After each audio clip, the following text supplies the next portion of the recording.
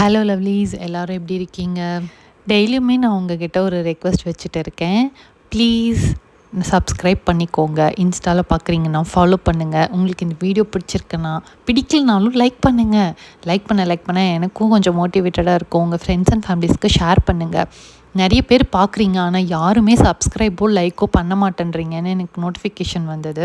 எனக்கு அதை பார்க்கவும் ரொம்ப கஷ்டமாக போச்சு. நிறைய பேர் பார்க்குறீங்க, கிட்டத்தட்ட பார்க்குறதுல 60% பேர் நீங்கள் இன்ட்ராக்ட் பண்ண மாட்டேங்கிறீங்க. எனக்கு இன்ட்ராக்ட் பண்ணிங்கன்னா, அதாவது இந்த லைக் பண்ணுறது, சப்ஸ்கிரைப் பண்ணுறது, ஃப்ரெண்ட்ஸ் அண்ட் ஃபேமிலிஸ்க்கு ஷேர் பண்ணுறது, இது இருந்ததுன்னா எனக்கு வந்து சேனல் இன்னும் நிறைய பேரை ரீச் ஆகும். நிறைய வியூஸ் வரும்போது எனக்கும் ரொம்ப மோட்டிவேட்டடாக இருக்கும்.